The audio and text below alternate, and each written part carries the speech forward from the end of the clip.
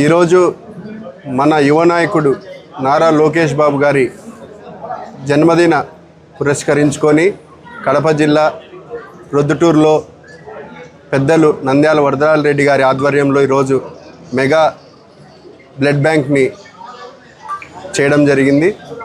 దీనికి చాలా విశేష స్పందన వచ్చింది. దాదాపు ఇప్పటికే 180 మంది ఇవ్వడం జరిగింది. ఈరోజు నారా లోకేష్ బాబు గారు ఆంధ్రప్రదేశ్ రాష్ట్ర భవిష్యత్తు ఉన్న నాయకుడు, యువ నాయకుడు.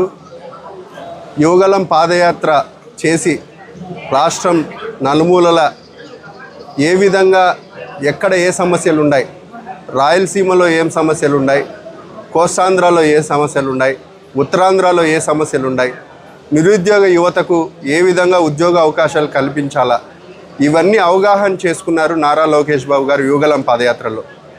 దాంతో భాగంగానే ఈరోజు విద్యాశాఖ మంత్రిగా, ఐటీ శాఖ మంత్రిగా ఈరోజు విద్యా వ్యవస్థలో ప్రక్షాళన చేసి ఈరోజు ప్రైవేట్ స్కూళ్లకు ధీటుగా గవర్నమెంట్ స్కూళ్లను తీర్చిదిద్దడము, దాంతో భాగంగానే మెగా పేరెంట్స్ టీచర్స్ మీటింగ్ అని ఒక కాన్సెప్ట్ని తీసుకొని వచ్చి ప్రైవేట్ స్కూళ్ళల్లో ఏ విధంగా పోటీతత్వం ఉందో అదేవిధంగా గవర్నమెంట్ స్కూల్లో కూడా విద్యార్థులకు పోటీతత్వం రావాలా, పేరెంట్స్ని, టీచర్స్ని, స్టూడెంట్స్ని ముగ్గురిని ఖచ్చితంగా మెగా టీచర్స్ మీటింగ్ అని పెట్టి ఎవరి దగ్గర లోపం ఉంది, ఒకవేళ టీచర్స్ దగ్గర సరిగ్గా చెప్పడం లేదా స్టూడెంట్స్ ఎక్కడన్నా వెనుకబడుతున్నారా, లేదా ఇంటి దగ్గర పేరెంట్స్తో ఏదైనా సలహా సూచనలు తీసుకోవాలన్నా అనే విషయం ద్వారా మెగా టీచర్స్ పేరెంట్స్ మీటింగ్ పెట్టి సక్సెస్ఫుల్గా ఆ ప్రోగ్రాం ద్వారా ఈరోజు మంచి రిజల్ట్స్ వస్తున్నాయని కూడా ఈ సందర్భంగా తెలియజేస్తున్నా.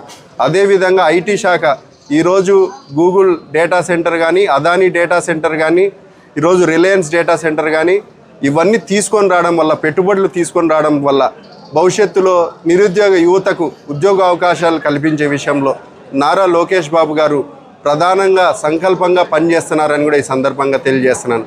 కాబట్టి మన రాష్ట్రానికి భవిష్యత్తు, మన పార్టీకి భవిష్యత్తు నారా లోకేష్ బాబు గారని ఈ సందర్భంగా తెలియజేస్తున్నాను.